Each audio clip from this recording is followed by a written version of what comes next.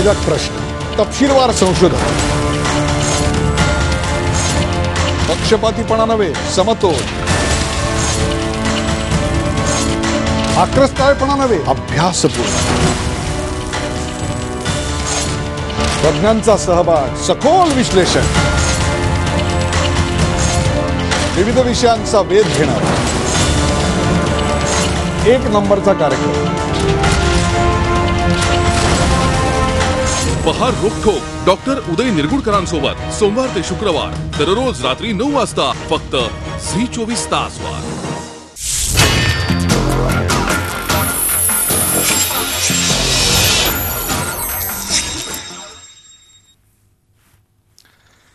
नमस्कार, रोखोक स्वागत प्रेक्षको. मी डॉक्टर उदय निरगुडकर. पुणतांबे गावात 1 जूनला शेतकरी संपाची घोषणा झाली. दरम्यानच्या काळात पुलाखालून बरंच पाणी वाहून गेलं. सरकारनं कर्जमाफी देण्याची देखील घोषणा केली, पण कर्जमाफीचे निकष काय असावेत यावर अजूनही घोडं अडलंय. तातडीची मदत म्हणून सरकारनं 10,000 रुपये कर्ज देण्याचं जाहीर केलं, पण त्याचे निकष काय असावेत ते देखील वादाच्या भोवऱ्यात सापडलेत. कर्जमाफीचे निकष ठरवण्याकरता शेतकरी नेत्यांची सुकाणू समिती आणि सरकार यांच्यात सोमवारी बैठक झाली. या बैठकीत जोरदार वादावादी झाली. त्यानंतर सरकारनं काही निकष बदलण्याचं मान्य देखील केलं. दरवर्षी असे निकष, दर दिवशी असे निकष बदलले जात आहेत आणि प्रत्येक वेळी नवा GR काढण्याचं आश्वासन दिलं जात आहे. पण खरीपाचा हंगाम आता सुरू झालाय. जून संपत आला तरी शेतकऱ्याच्या पदरात नवा रुपया देखील पडलेला नाही. कधी नापिकीमुळे शेतकरी उद्ध्वस्त, तर कधी बंपर पीक येऊनही चांगला हमीभाव न मिळाल्यानं डोक्याला हात लावायची शेतकऱ्यावर पाळी आली आहे. कधी निसर्गानं, कधी सरकारी धोरणांनी शेतकऱ्याचं जगणं मुश्किल झालेलं आहे. आता सुकाणू समितीतले स्वतःला शेतकरी नेते म्हणवणारेच आडमुठी भूमिका घेत आहेत का, असा सवाल निर्माण झालाय. नापिकीच्या काळात कर्जमाफीचा निर्णय योग्यच आहे, त्याला कोणाचा विरोधही नाही.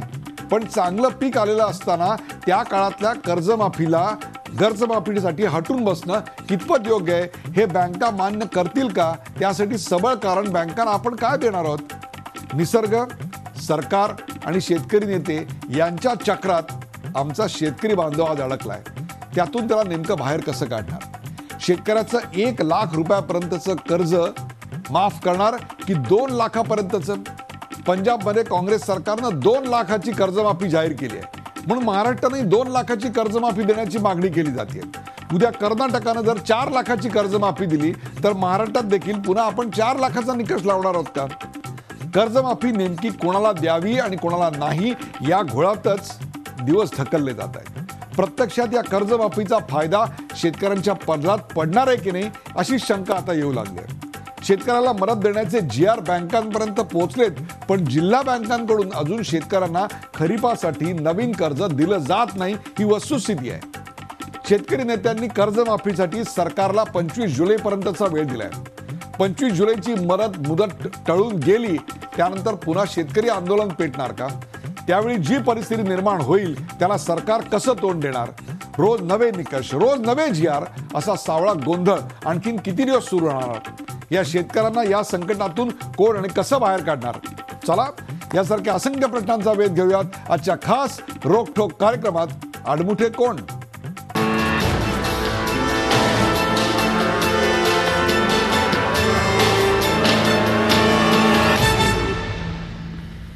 आडमुठे कोण? सुरुवातीला पाहूया या विषयावरचा एक खास रिपोर्ट.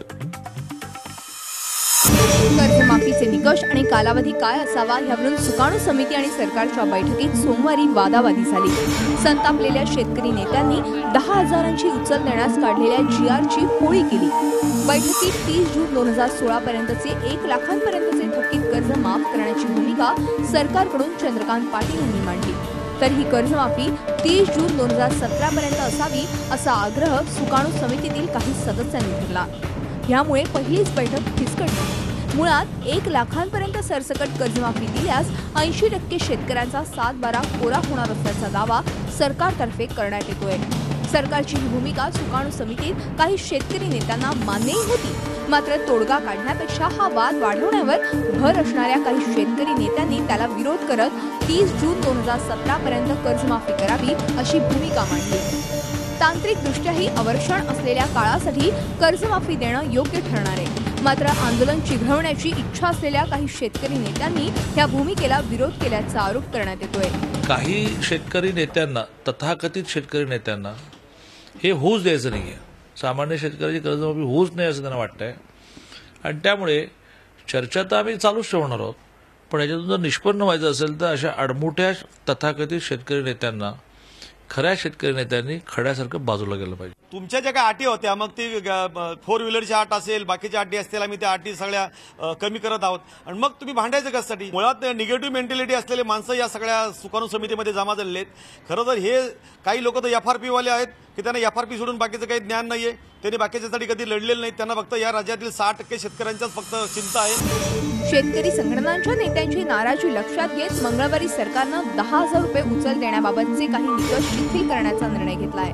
त्यानुसार शासकीय सेवेत असलेल्या पण 20,000पेक्षा कमी पगार असलेले शेतकरी, 10 लाखांच्या आतील किमतीची 4 चाकी वाहनं आणि शेतीपूरक वाहनं असलेले शेतकरी, पंचायत समिती सदस्य, सहकारी संस्थांचे अध्यक्ष उपाध्यक्ष वगळून इतर सदस्यांना या निकषातून वगळण्यात आलंय. दरम्यान पंजाबमध्ये काँग्रेस सरकारनं 2 लाखांची कर्जमाफी दिल्यानं आता महाराष्ट्रातही तोच निकष लावण्याची मागणी सुरू झाली आहे. पंजाब सरकारचा जो निर्णय आपण जर पाहिला, मला असं वाटतं की राज्य सरकारच्या डोळ्यामध्ये ते अंजन घातल्यासारखं होतं. त्या सुकाणू समितीचा फार्स करण्यापेक्षा मला वाटतं राज्य सरकारनं आता थेट या विषयाचा विलंब न करता कर्जमाफीची घोषणा केली पाहिजे. सरकारनं निकष बदलून एक पाऊल मागे घेतलंय. मात्र सुकाणू समितीतील आडमुठे शेतकरी नेते आता तरी सामंजस्याची भूमिका घेणार का, हा खरा प्रश्न आहे. सरकारने कर्जमाफीबाबत योग्य आणि लवकर निर्णय घेतला नाही तर शेतकरी नेते अधिक आक्रमक होण्याची शक्यता आहे. सरकारने कर्जमाफीचं आश्वासन दिल्यानंतर शेतकरी संघटनांच्या सुकाणू समितीने 25 जुलैपर्यंत शेतकऱ्यांचे आंदोलन स्थगित केलं आहे. 25 जुलैपूर्वी कर्जमाफीबाबत सरकारने ठोस निर्णय घेतला नाही तर शेतकऱ्यांचे हे आंदोलन अधिकच चिघळण्याची चिन्ह आहेत. व्हिडिओ जर्नलिस्ट मोहन आग्रेसह दीपक भातुसे, झी मीडिया, मुंबई. अडमुठे कोण या विषयावरचा आपण हा रिपोर्ट पाहिला आणि त्याची चर्चा करण्यासाठी आपण आमंत्रित केलं. आपल्या सोबत आहेत कृषी आणि पणन राज्यमंत्री सराभाऊ खोत. सराभाऊ खोत, आपल्या या कार्यक्रमात स्वागत. आपल्या बरोबर आहेत शेती स्वावलंबन मिशनचे अध्यक्ष किशोर तिवारी. किशोर तिवारी, आपल्या या कार्यक्रमात स्वागत. आणि विजय जावंगिया, ज्येष्ठ शेतकरी नेते विजय जावंगिया नागपूरहून या कार्यक्रमात सहभागी होत आहेत. सर, आपलंही स्वागत. आणि डॉक्टर अजित नवले. अजित नवले हे सुकाणू समितीचे समन्वयक आहेत आणि यात संपूर्ण आत्ताच्या घटनाक्रमाचे एक साक्षीदार आहेत. डॉक्टर नवले, आपलंही या कार्यक्रमात स्वागत. सर्वप्रथम जाऊया सराभाऊ खोत यांच्याकडे. सराभाऊ खोत, इतके निकष बदलत आहेत, इतके GR बदलल्याच्या गोष्टी येत आहेत की हा कार्यक्रम सुरू असताना सुद्धा, आत्ता कार्यक्रम सुरू व्हायच्या आधी 1 सेकंद मला कानात सांगण्यात आलं की नवीन GR आलेला आहे, 1 मिनिटात तुमच्या टेबलावर आणून देतो. आत्ता नेमकी परिस्थिती काय आहे?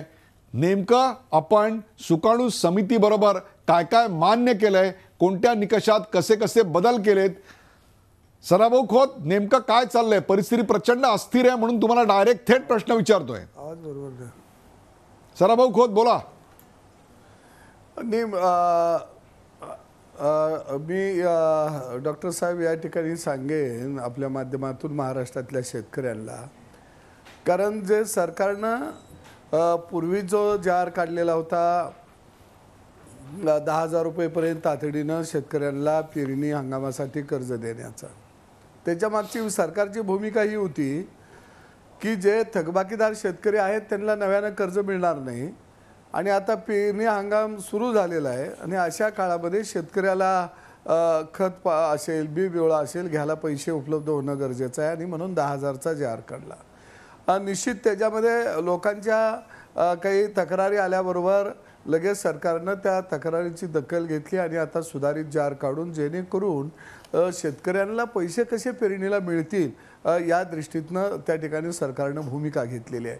आमचं पहिल्यापासून ही भूमिका आहे की कोणताही प्रश्न संवादाच्या माध्यमातून, चर्चेतून सुटत असतो. जर त्याच्यामध्ये आपण चालायला लागल्यानंतर मग रस्ता आपल्याला कळत असतो की तो खाचखळग्याचा आहे का, त्याच्यात काटेकुटे आहेत का.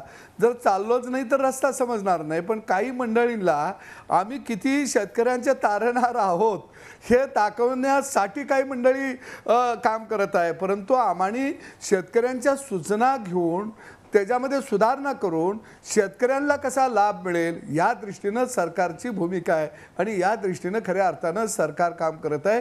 आणि आम्ही अजूनही म्हणतो सगळ्या शेतकरी नेत्यांना की तुम्ही सरकारबरोबर या, कारण सरकार चर्चा करायला तयार आहे, तुम्हाला बरोबर घेऊन काम करायला तयार आहे.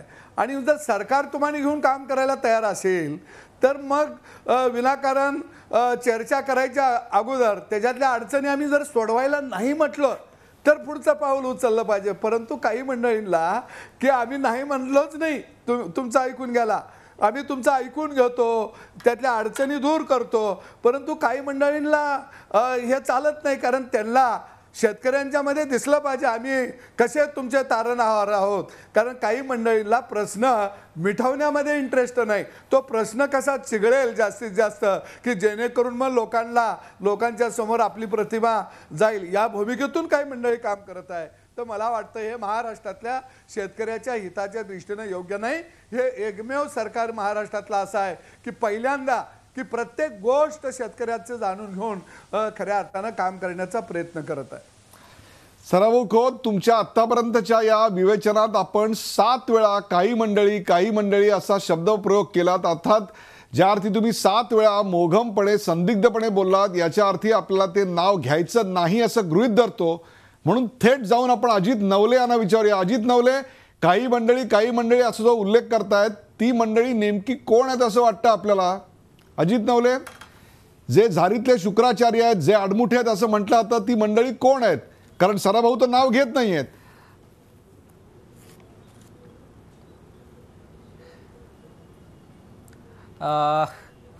मला खरं तर सदाभाऊ एक चळवळीचे कार्यकर्ते राहिलेले आहेत. आत्ता त्यांची भाषा बदललेली आहेत, परंतु एक काळी तेही चळवळीत काम करत होते आणि म्हणून खरं तर या प्रश्नाचं उत्तर त्यांनीच दिलं पाहिजे.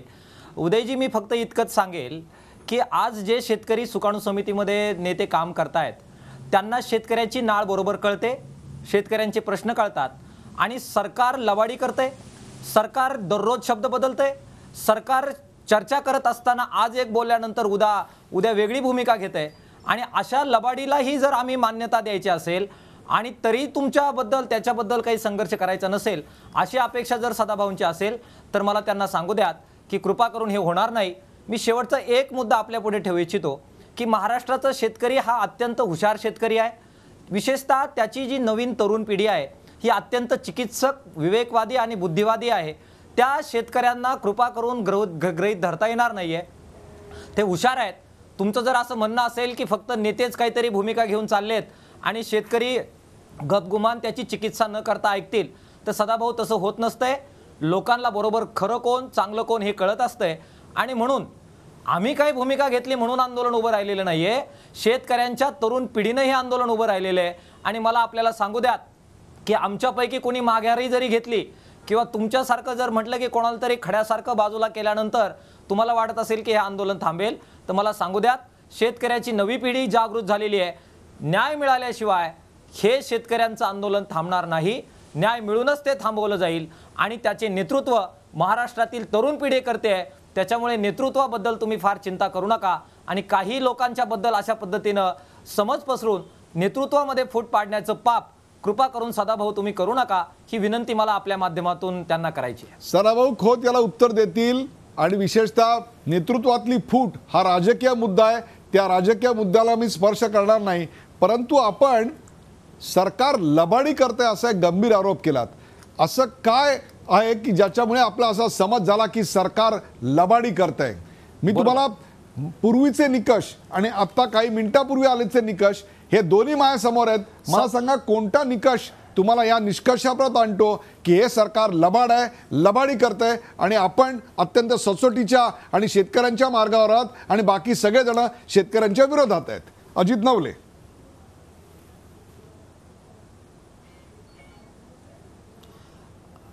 उदयजी, बाकी सर्वजण शेतकऱ्यांच्या विरोधात आहे अशा प्रकारचा दावा आणि मीच फक्त काही शेतकऱ्यांच्या बाजूने अशा प्रकारचा अहंभाव हा चुकूनही माझ्याकडून येणं शक्य नाही आहे. मात्र सरकार लबाडी करते याच्यासाठीचे एक 4-2 पुरावे उदयजी मी देऊ इच्छितो. ज्या दिवशी संपाच्या संदर्भामध्ये चर्चेची फेरी झाली त्यावेळी सर्वांच्या समक्ष मंत्री गटाने सांगितलं की आम्ही सरसगट कर्जमाफी करू. हा जो सरसगट शब्द आला त्याची पार्श्वभूमी आपण समजून घेतली पाहिजे. चर्चेमध्ये आम्ही मांडलं होतं की शेतकऱ्यांच्या बाबत जे काही निकष तुम्हाला ठरवायचे आहेत त्याच्यामध्ये थकबाकीदार आणि बिगर थकबाकीदार असा फरक तुम्ही करता कामा नये, ही एक अट. आणि दुसरी अट, अल्पभूधारक आणि जास्त जमीन असणारा भूधारक अशा प्रकारचा सुद्धा फरक तुम्ही करता कामा नये. या 2 अटी आम्ही टाकलेल्या होत्या. या 2 अटीवर त्यानंतर मंत्रिगटाने मुख्यमंत्र्यांबरोबर चर्चा केली आणि चंद्रकांत दादा पाटील यांनी या अटींवर बाहेर येऊन प्रेसला सांगितलं की आम्ही सरसगट कर्जमाफी करतोय.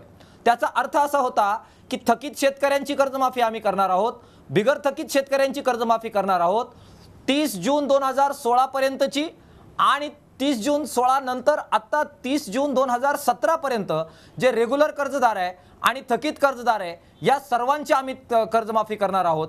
त्याचबरोबर नेट सेटसाठी घेतलेलं कर्ज आहे, पॉली हाऊससाठी घेतलेलं कर्ज आहे, हे सगळं कर्ज आम्ही माफ करू अशा प्रकारचं आश्वासन त्यांनी बैठकीमध्ये दिलं, प्रेसला दिलं आणि त्याच्यावर विश्वास ठेवून आम्ही संपाच्या पुढच्या 2 कृती, रेल रोकोची कृती आणि मंत्र्यांच्या बद्दलची कृती आम्ही माघार घेतली. आता ह्या 2 कृतीनंतर माघारी घेतल्यानंतर 3ऱ्या दिवशी यांनी काय GR काढला, यांनी थकीत कर्ज निकष समिती काढली आणि त्याच्यामध्येच त्यांनी जाहीर केलं की आता आम्ही फक्त थकीत कर्जाबद्दल बोलणार आहे, बाकी कर्जाबद्दल आम्ही बोलणार नाही. परवा दिवशी त्यांच्याकडे गेलो तर ते म्हटले की आम्ही फक्त पीक कर्जाबद्दल बोलणार आहे, पॉली हाऊसच्या कर्जाबद्दल, सायपनच्या कर्जाबद्दल, बाकी शेती कर्जाबद्दल आम्ही बोलणार नाही आहोत. ते म्हटले की आम्ही 30 जून 2016 पर्यंत जे शेतकरी थकीत आहेत त्यांच्यापर्यंतच बोलणार आहोत, त्याच्यापुढे जे रेग्युलर कर्जदार आहे त्यांच्याबद्दल आम्ही काहीच बोलणार नाही आहोत. माननीय मुख्यमंत्र्यांनी सभागृहामध्ये असं सांगितलं होतं की जे कर्जदार शेतकरी नियमित कर्ज भरतात यांना सुद्धा आम्ही न्याय देणार आहोत. आणि परवाच्या बैठकीमध्ये थकीत कर्जदारांच्या बरोबर बिगर थकीत कर्जदारांचं कर्ज माफ करा हा आग्रह ज्यावेळेस आला त्यावेळेस हे म्हणाले की हा शब्द काय आम्हाला पाळता येणार नाही. या लबाड्या नाही तर दुसरं काय आहे उदयजी. आणि म्हणून माझा आरोप आहे की लबाड्या यांनी करायच्या आणि दुसरे शेतकरी नेत्यांना द्यायचे. ही जी काही दुटप्पी चाल सरकार करतंय ही शेतकऱ्याच्या नव्या तरुण पिढीला बरोबर समजते आहे आणि म्हणून तरुण पिढी आणि शेतकरी हे आंदोलनाच्या मागे उभे आहे. हे जरा आपण समजून घेतलं पाहिजे. अजित नवले, तुम्हाला न थांबता बरोबर 5 मिनिटं मी बोलू दिलं. याचं कारण त्याच्यानंतर आपल्या लबाडीशी आपण जी लबाडी सरकार करते असं म्हणतात त्याच्याशी सरकार तर सहमत होणारच नाही. परंतु कारण सराभाऊ खोतांनी मगाशी स्पष्ट केलं, त्यांना मी नंतर बोलायला जरूर देणार आहे, परंतु विजय जावंगी आणि किशोर तिवारी या सगळ्या विवेचनाशी सहमत होत आहेत का? आपण प्रथम जाऊया किशोर तिवारी यांच्याकडे. किशोर तिवारी साहेब, ज्या वेळेला नापिकी होती त्यावेळेला बँका कर्ज देतात हे तर आम्हाला माहिती आहे, परंतु मागच्या वर्षी पाऊस चांगला झालेला होता. पाऊस चांगला झालेला असेल, दुष्काळ नसेल तरी देखील बँका कर्ज देतात असा एक नवीन शोध महाराष्ट्राला लागू द्या. आपलं मत काय आहे? सरकार या संदर्भात लबाडी करतंय का? थकबाकीदार, बिगर थकबाकीदार, जास्त आणि अल्प. 2008 साली जेव्हा कर्जमाफी देण्यात आलेली होती तेव्हा फक्त 5 एकर हीच मर्यादा होती. मग यावेळी वेगळं काय घडतंय?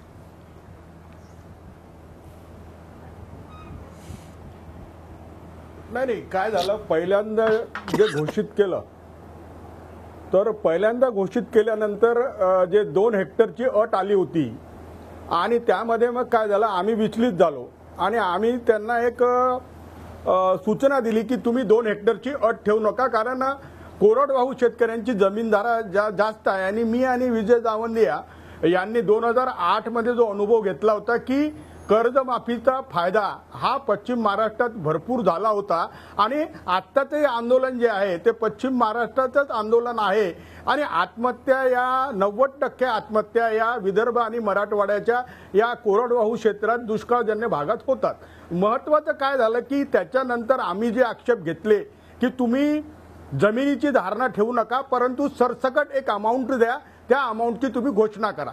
आणि माझी जे जावंदियाची चर्चाही झाली होती आणि सरकारने काल जे प्रस्ताव दिले त्याच्यात म्हटलं आहे की 1 लाखाचं कर्ज आम्ही माफ करू आणि त्याच्यात एकरेजची मर्यादा राहणार नाही. त्याच्यात अजून एक घोषणा सरकारने केली की नियमित असणाऱ्या शेतकऱ्यांना स्पेशल पॅकेज देऊ. आणि या सगळ्या गोष्टीमुळे असं वाटायला लागलं की आता पीक कर्ज घेणारे जे शेतकरी आहेत ज्यांना अडचणीमुळे डिफॉल्ट झाला किंवा 2008-9 मध्ये जे वंचित राहिले किंवा 14-15 किंवा 11-12च्या दुष्काळामध्ये जे वंचित राहिले ते लोकही आता बँकेच्या नेटमध्ये येतील. मात्र तुमचा जो मुद्दा होता की पीक कर्ज माफीमुळे कृषी संकट टाळता येते काय आणि या कृषी संकटाचा तोडगा आहे का? कारण डॉक्टर अजित नेवले यांना मी जास्त ओळखत नाही, परंतु त्यांच्या बोलण्याने वाटतात की ते एक प्रामाणिक कार्यकर्ते आहेत. मात्र आमचं सगळं आयुष्य गेलं याच्यात आणि जावंदिया सरांचंही गेलं आहे. कारण 2 मुद्दे आहेत यांचे. एक तर तुम्ही सरसकट माफ करा.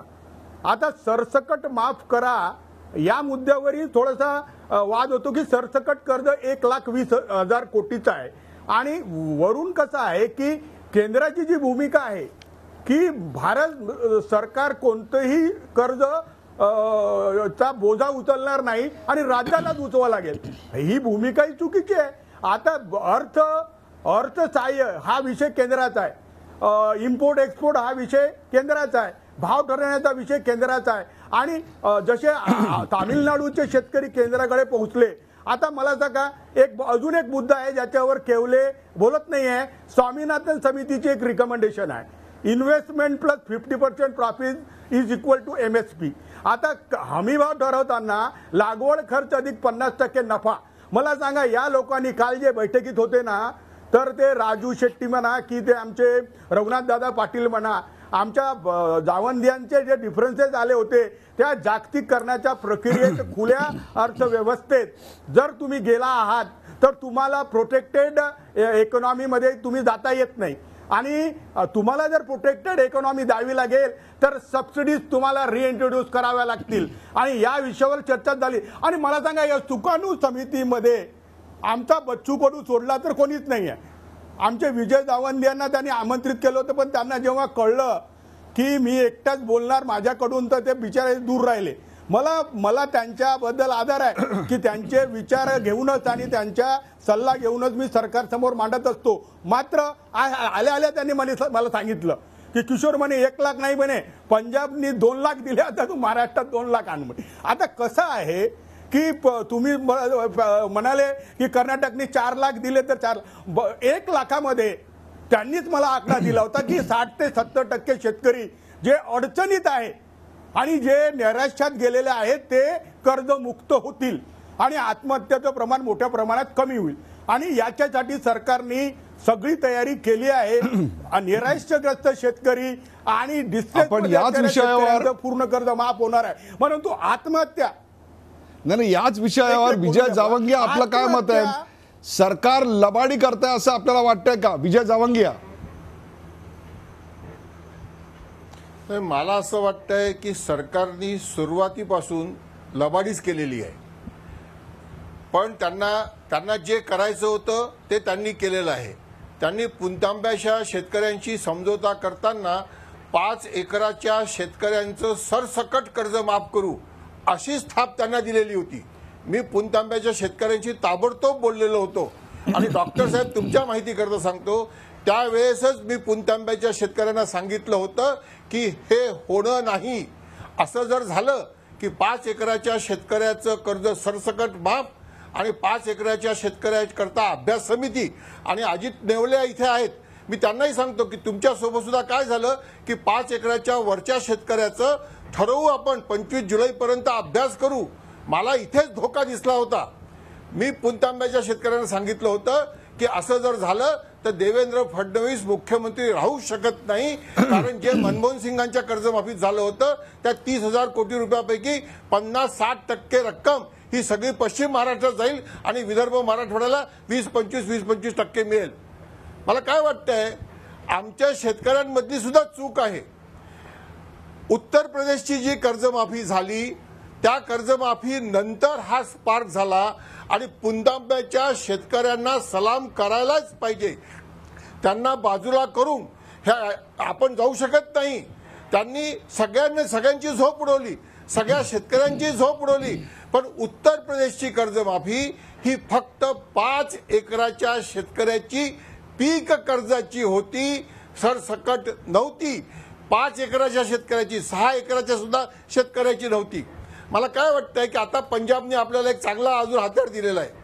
म्हणून मी किशोर तिवारींना विनंती केली होती की जे काही झालं ते झालं, पण आता कमीत कमी ही रक्कम 2 लाखाची करायला पाहिजे आणि 2 लाखाच्या करायला तर्कसंगती आहे, कारण आता प्रति एकर पीक कर्ज वाढलेलं आहे. आत्ताची माफी ही फक्त पीक कर्जाची आहे. मी हे अजित नवलेंना पुन्हा विनंती करून सांगतो. दुसरं, कर्जमाफीचा मुद्दा हा राज्य सरकारच्या अधिकार क्षेत्रातला नाहीच नाही हे मी सातत्याने सांगतोय. हा केंद्राच्या अधिकारातला आहे.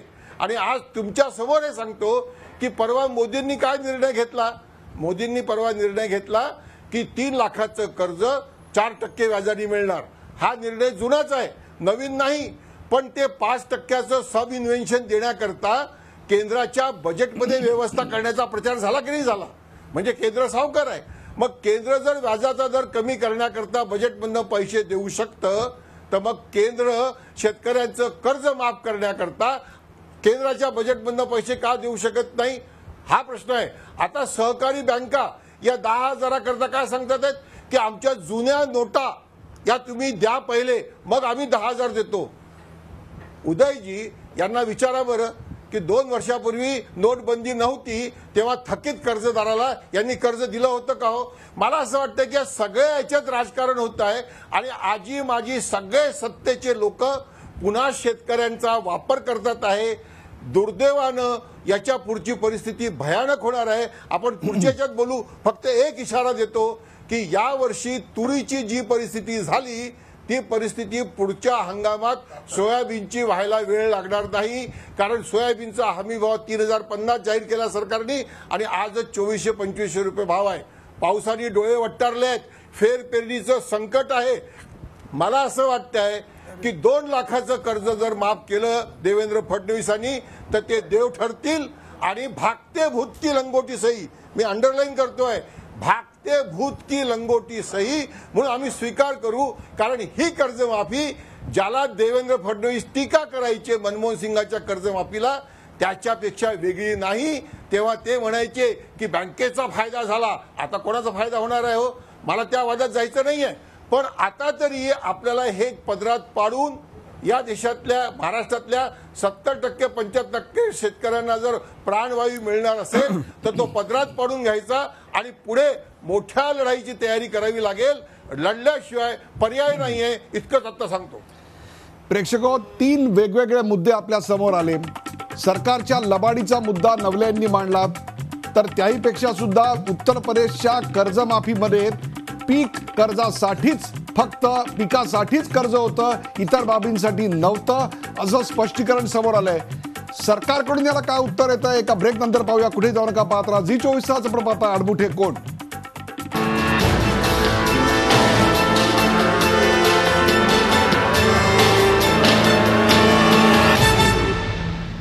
आडमुठे कोण या विषयावर रंगलेली चर्चा आपण पाहतोय. आपल्यासोबत सराभाऊ खोत, किशोर तिवारी, विजय जावंगी आणि डॉक्टर अजित नवले आहेत. आपण जाऊया सराभाऊ खोत यांच्याकडे. सराभाऊ खोत, 4 महत्वाचे मुद्दे आता समोर आलेत, त्याच्यावर एकेकावर आपण स्पष्टीकरण घेऊया आपल्याकडून. सर्वप्रथम म्हणजे 30 जून 2016 की 30 जून 2017, 16 आणि 17 याच्यामध्ये कोणत्याही प्रकारचा दुष्काळ नव्हता, नापिकी नव्हती. संपूर्णपणे महाराष्ट्रामध्ये अन्नधान्याचं उत्पादन वाढलं, अशाच प्रकारची आकडेवारी आमच्या समोर तरी आलेली आहे. सरकारनं 30 जून 2016 नंतर कर्जमाफी करता येणार नाही अशी भूमिका घेतली आहे. त्याच्या मागे बँकांची अट आहे का आपला अट्टहास आहे का आपल्याला सुकाणू समितीला विरोध करायचा आहे म्हणून ही भूमिका घेते आहे? सराभाऊ खोत. पहिल्यांदा डॉक्टर साहेब मी या ठिकाणी एक स्पष्टीकरण करू इच्छितो की नवले साहेब म्हटले की मी ते आंदोलनातून आलेले आहेत, मी आंदोलनातून आलेलो आहे. परंतु या महाराष्ट्रामध्ये पहिल्यांदा हे आंदोलन सरकार हाताळत असताना शेतकऱ्यांशी संवाद ठेवून हे आंदोलन हाताळत आहे. शेतकऱ्यांना त्यांचे प्रश्न जाणून घेऊन ते प्रश्न आपण कसे सोडवायचे या दृष्टीनं सरकार या ठिकाणी काम करत आहे. आणि मला निश्चितपणानं या ठिकाणी सांगायला आनंद होतो की नवले साहेब आहेत की आम्हानी पश्चिम बंगालमधल्या शेतकऱ्यांना शिंगूर प्रकरणामध्ये तिथं प्राण गमवावे लागले, परंतु महाराष्ट्रातल्या शेतकऱ्यांचं रक्त सांडलं नाही पाहिजे, कारण माझ्या शेतकऱ्याला न्याय मिळाला पाहिजे ही भूमिका घेऊन या सरकारमध्ये माझ्यासकट अनेक लोक खऱ्या अर्थानं आम्ही या ठिकाणी काम करत आहोत. आणि म्हणून मी सांगितलं की जो 10,000 रुपयाचा जारमध्ये त्याच्यामध्ये त्रुटी होत्या, कारण जार काढल्यानंतर त्रुटी पुढे आल्या, आपण लगेच त्या त्रुटी दुरुस्त करायचा आज निर्णय घेतला, तसा दुसरा जार सुद्धा काढला. म्हणजे आपण ऐकून घेत नसेल तर नंतर मग पुढचं पाऊल उचलायचं असतं, हे मी आंदोलनामध्ये अनुभवलेलं आहे. परंतु ऐकून घेत असताना सुद्धा आम्ही पाऊल पुढचं उचलूनच जर तो प्रश्नच आम्ही त्या ठिकाणी सुटत असताना आमची भूमिका तो प्रश्न सुटत आहे अशी जर असणार नाही तर निश्चितपणाने याच्यामध्ये मला वेगळंपण दिसतं. नंबर 2, जे सरकारनं 2016 पर्यंत अखेर कर्ज मुक्तीचा थकबाकीदार शेतकऱ्यांना देण्याचा निर्णय घेतला, हे मी आपल्या माध्यमातून ऐकलं किंवा चंद्रकांत दादांनी त्याच्याबाबत निवेदन केलेलं होतं. परंतु मला वाटतं अजून सकून समितीबरोबर चर्चा सुरू आहेत, सरकार अजून बैठका घेत आहे, सरकारनं त्याच्या संबंधामध्ये चंद्रकांत दळवी साहेबांच्या अध्यक्षतेखाली कमिटी स्थापन केलेली आहे आणि आता सगळ्या युद्ध पातळीवरती माहिती गोळा करण्याचं काम आता सध्या सुरू आहे.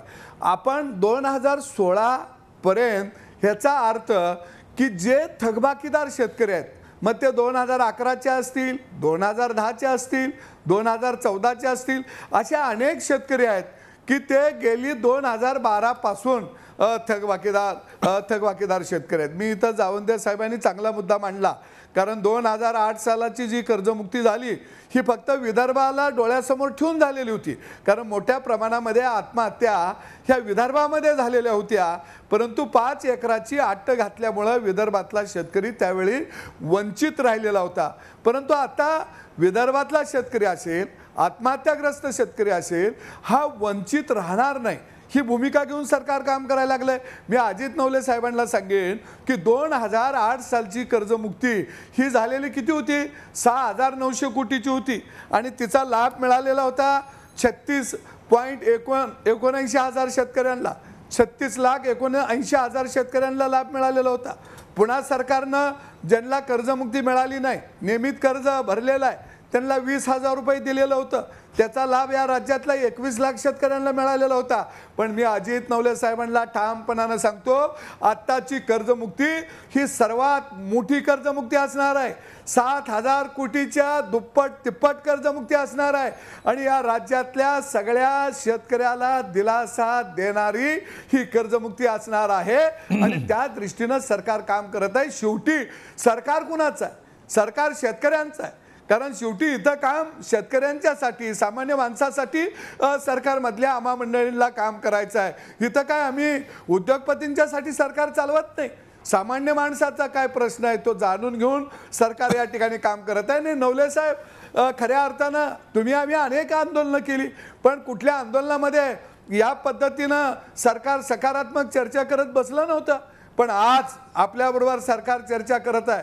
जसं जावंदे साहेब म्हणले, मी पुणतांब्याच्या लोकांना सलाम करतो, त्यांनी हा प्रश्न उभा केला आणि राज्याला खऱ्या अर्थानं एक दिशा दिली की शेतकरी संपावर जाऊ शकतो, शेतकरी अडचणीत आहे आणि तो विषय सरकारनं तातडीनं हाताळायला सुरुवात केली आणि सरकारनं सांगितलं अजून कुणाला काय सुचवायचं असेल तरी सुद्धा तुम्ही आम्हाला मार्गदर्शन करू शकता, कारण सरकार सगळ्यांचं ऐकून घेऊन मग सरकार निर्णय करणार आहे आणि मला निश्चित खात्री आहे की सरकार चांगल्या पद्धतीचा निर्णय या ठिकाणी करेल. किशोर तिवारी, आतापर्यंतची अनेक आंदोलनं आपण पाहिलीत, काही आंदोलनात आपण सहभागी देखील होतात, परंतु हे सरकार असंवेदनशील आहे.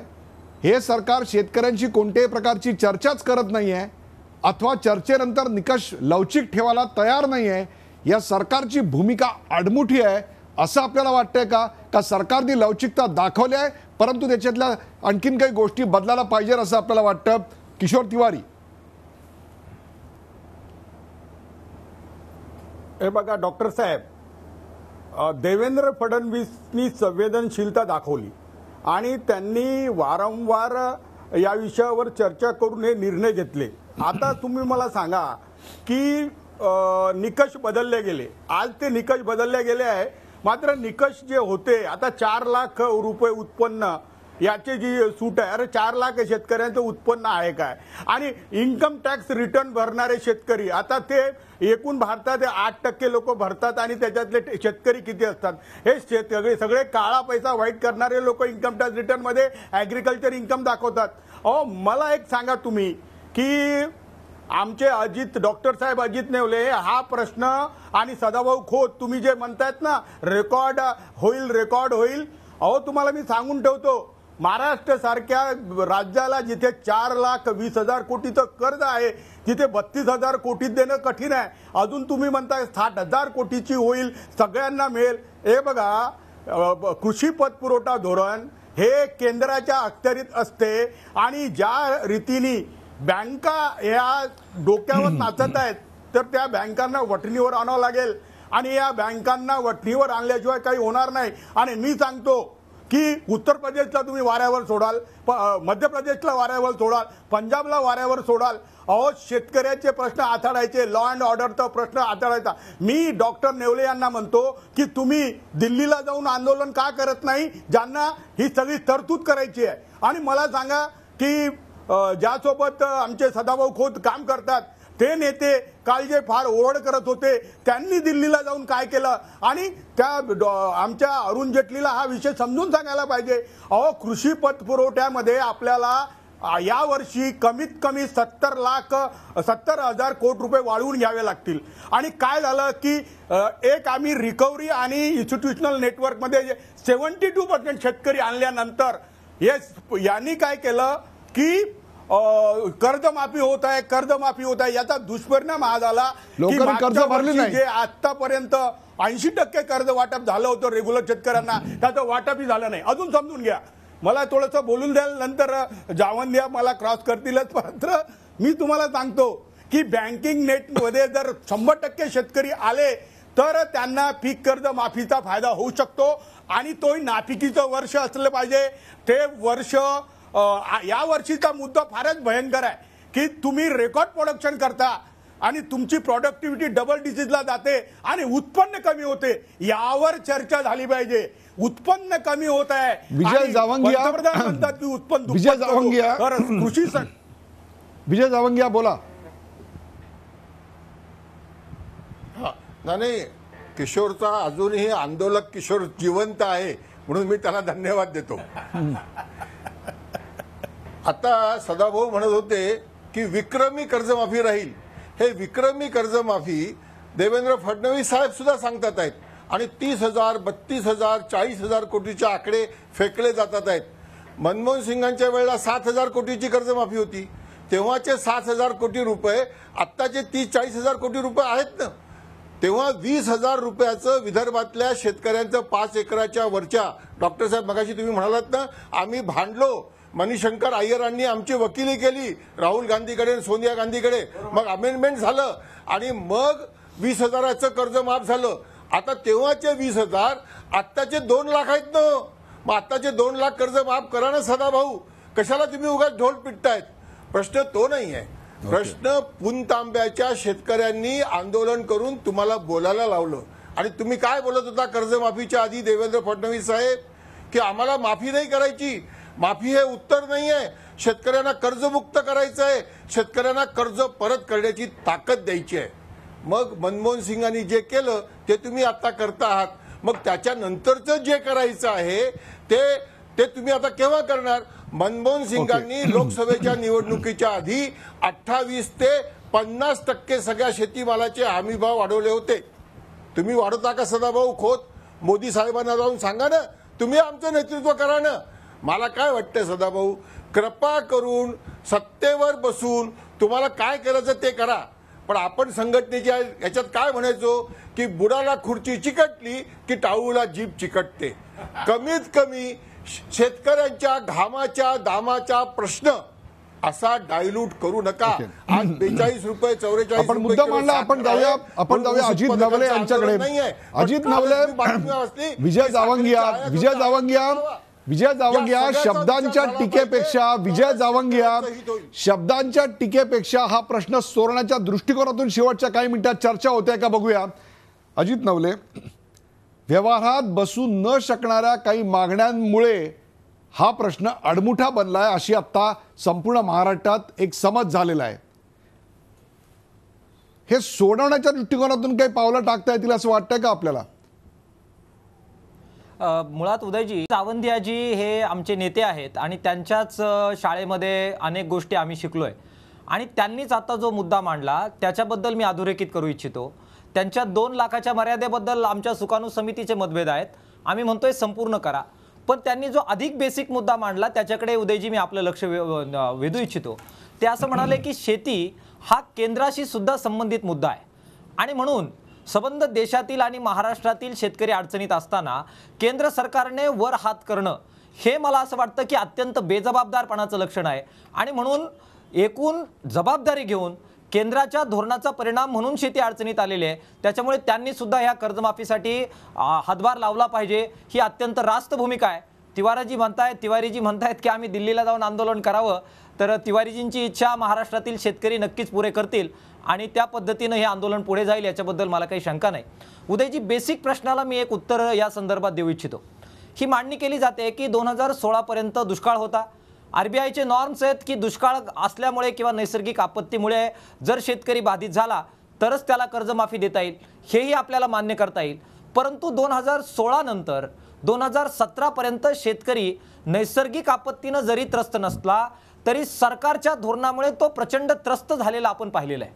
आपण पहा, सरकारने बाजारामध्ये जो हस्तक्षेप केला त्याच्यामुळे तुरीच्या जे भाव आहे ते 15,000 रुपयापासून तर 5,000 रुपयाच्या खाली आलेले आपण पाहिलेले आहेत. आपण कांद्याबद्दल पहा, सरकारने हस्तक्षेप केल्यामुळे कांदा उत्पादक शेतकऱ्यांचं संबंध अजित नवले समस्या सांगणं आणि त्या समस्येच्या भूमिकेवर ठाम राहणं हा एक मुद्दा आहे. परंतु त्या समस्या सोडवणुकीच्या दृष्टिकोनातून जर काही उत्तर निघत असेल तर त्या उत्तरात काही आपल्याला फेरबदल घडवता येत आहेत का या दृष्टिकोनातून सकारात्मक असणे हा दुसरा मुद्दा आहे. मी दुसऱ्या मुद्द्यावर तुम्हाला आणायचा प्रयत्न करत होतो. कार्यक्रमाची वेळ दुर्दैवाने संपत आली. विजय जावंगिया, आपण जाऊया एक शेवटच्या मुद्द्याकरता सराभाऊ खोत यांच्याकडे. सराभाऊ खोत, हा प्रश्न सोडवण्याकरता सरकार काय आणखीन लवचिक पावलं उचलणार आहे? हा जो नवीन GR आहे तो GR आपण फायनल समजायचा का याच्यावर आणखीन काही सुधारणा होण्याची शक्यता आहे असं आपल्याला वाटतं? आणखीन काही बदल सरकार करणार आहे का? 10,000 रुपयाचा जो जार काढलेला आहे त्याच्यामध्ये जर काही अडचणी अजून निर्माण झाल्या तर निश्चितपणानं त्या सोडवून शेतकऱ्याला त्या ठिकाणी दिलासा देण्याचा प्रयत्न केला जाईल. मला डॉक्टर साहेब मी सांगू इच्छितो की सरकार आता 5 एकराच्या आतले थकबाकीदार शेतकरी किती आहेत, 5 एकराच्या वरील थकबाकीदार शेतकरी किती आहेत आणि नियमित कर्ज भरणारे शेतकरी किती आहेत याचा सगळा डेटा सरकार आता ती जी माहिती वेगवेगळ्या बँकेच्या माध्यमातून गोळा करायला सुरुवात केलेली आहे आणि निश्चितपणानं सर्व विभागातल्या शेतकऱ्याला आपल्याला कशा पद्धतीनं दिलासा देता येईल, संकटातून शेतकऱ्याला बाहेर काढून परत त्याला नव्यानं कसं पीक कर्ज मिळेल, तो बँकिंग व्यवहाराशी कसा जोडला जाईल या दृष्टीनं निश्चितपणानं सरकार सकारात्मक गांभीर्यानं पावलं उचलत आहे. कारण सरकारला शेतकऱ्याचा प्रश्न खऱ्या अर्थानं सोडवायचा आहे. जसं जावंदे साहेब म्हटले की जर तो सोडवला नाही तर सरकार काय करत नाही, सरकारनं केलं तर सरकार हे का करायला लागलंय. आजची जी परिस्थिती उद्भवलेली आहे त्या परिस्थितीतून आपल्याला शेतकऱ्याला कसा बाहेर काढता येईल आणि त्याच्यानंतर मग त्याला कायमस्वरूपी त्याच्या शेतमालाला भाव कसा मिळेल या दृष्टीनं सुद्धा सगळ्यांना बरोबर घेऊन सरकार निश्चितपणानं काम करेल. कारण मी या सरकारमध्ये शेतकऱ्यांचा प्रतिनिधी म्हणून जे 30 वर्ष लढलो त्या व्यथा या ठिकाणी एक शेतकऱ्याचा प्रतिनिधी म्हणून या ठिकाणी मी मांडण्याचा प्रयत्न करत आहे आणि माझ्या शेतकऱ्याला जास्तीत जास्त कसा न्याय मिळेल ही भूमिका घेऊन मी या ठिकाणी काम करत आहे. कारण त्याचा स्त्रीयवाद हे माझ्या दृष्टीनं गौण आहे. माझ्या दृष्टीनं राज्यातल्या शेतकऱ्याला दिलासावाद कसा मिळेल, दिलासा कसा मिळेल या दृष्टीनं या ठिकाणी सरकारमधली सगळी मंडळी काम करत आहे आणि निश्चितपणानं अजून सगळ्या लोकांचा जे विद्वान असतील, बुद्धिवादी असतील या सगळ्यांचं कार्यक्रमाची वेळ दुर्दैवाने संपत आलेली आहे असतील त्या समोर ठेवून काम केलं जाईल. बरोबर. प्रेक्षक आडमुठे कोण या विषयाची रंगलेली चर्चा आपण पाहिलीत. शेतकऱ्यांच्या हितासाठी सरकार विविध निर्णय घेत आहे. एखादी तक्रार आली तर त्यानुसार निर्णयात बदल करत आहे. पण स्वतःला शेतकऱ्यांचे तारहाण समजणाऱ्या काही मंडळींना प्रश्न सोडणार नाही तर चिघळण्यात रस आहे, असा टोला कृषी राज्यमंत्री सदाभाऊ खोत यांनी यावेळी लगावला. सुकाणू समितीचे समन्वयक अजित नवले यांनी मात्र हा आक्षेप खोडून काढला. सरकार जर वेळोवेळी भाषा बदलून लबाडी करत असेल तर शेतकरी नेत्यांनी त्या लबाडीला मान्यता का द्यायची, असा सवाल त्यांनी केला. आजची शेतकऱ्यांची तरुण पिढी ही नेतृत्व करते आंदोलनाचं. ती चिकित्सक आहे, विवेकवादी आहे, हुशार आहे. ती पिढी न्याय मिळाल्याशिवाय आंदोलन थांबवणार नाही. शेतकरी नेत्यांवर आरोप करून त्यांच्या एकजुटीत फूट पाडण्याचं काम करू नका, असं देखील त्यांनी खोत यांना उद्देशून आवाहन केलं. सरकारनं 1 लाख रुपयापर्यंतचं कर्ज माफ केलं तर ज्यांना खरंच गरज आहे असे 70 ते 80% शेतकरी कर्जमुक्त होतील. त्यामुळे आत्महत्या कमी होतील, याकडे किशोर तिवारी यांनी लक्ष वेधलं. तर सरकारनं पंजाबच्या धर्तीवर 2 लाख रुपयापर्यंत कर्ज माफ करावं. केवळ पीक कर्ज नव्हे तर शेतीपूरक कामांसाठी घेतलेलं कर्ज देखील सरकारनं माफ करावं, अशी मागणी विजय जावंगी यांनी केली. कर्जमाफी हा केंद्र सरकारच्या अखत्यारीतला विषय आहे. तेव्हा केंद्र सरकार व्याजमाफी देतं तर अर्थसंकल्पीय तरतूद करून कर्जमाफी देऊ शकतं, असा मुद्दा देखील मांडला गेला. प्रेक्षको, हे काय चाललंय? गेले महिनाभर शेतकऱ्यांच्या कर्जमाफीची नुसती चर्चा होते. खरीपाचा हंगाम सुरू झालाय. शेतकऱ्याच्या पदरात खरोखरच काही पडलं का, हा खरा सवाल आहे. गेल्या काही दिवसापासून संप, आंदोलनं, चर्चा एवढंच आहे. नशीब थोडीशी पावसानं दडी मारली आहे, पण आता पावसानं पडायला हवं. पाऊस जर पडला आणि पेरण्या झाल्या नाहीत तर दुबार पेरणीचं संकट उभं राहणार आहे. याचं कारण जिथं पेरणी होईल तिकडं आम्ही काय करणार, हा सवाल आहे. म्हणूनच तातडीची मदत म्हणून 10,000 रुपये देण्याचा निर्णय सरकारनं घेतला. पण जिल्हा बँका त्या दृष्टिकोनात सक्षम आहेत असं आता समोर येत नाहीये. परिणामी नवं पीक कर्ज हे देखील स्वप्न ठरत आहे. अशा बिकट परिस्थितीत शेतकरी आणखीन मेटाकुटीला आलाय. सरसकट तत्वता, निकष, GR, त्याच्यानंतर चिकित्सक, विवेकवादी, हुशार शब्दांची पेरणी दोन्ही बाजूनी बस झाली. आता कर्जमाफीचा थोडा तरी टिपूस शेतकऱ्याच्या हातात पडू द्या. त्यासाठी सरकार आणि त्याहीपेक्षा शेतकरी नेते यांनी आडमुठेपणा सोडला पाहिजे. समन्वयाची आणि शेतकऱ्यांच्या हिताची भूमिका घेतली पाहिजे. लक्षात ठेवा, आज सरकारच्या विरोधात जर भूमिका शेतकरी घेऊ शकतात तर उद्या आडमुठ्या शेतकरी नेत्यांच्या विरोधात देखील भूमिका घेऊ शकतात. एवढाच या चर्चेचा अन्वयार्थ. या चर्चेत सहभागी झाल्याबद्दल सर्व मान्यवरांचे आभार. ताज्या बातम्यांसाठी पाहत राहा झी24 तास. राहा एक पाऊल पुढे.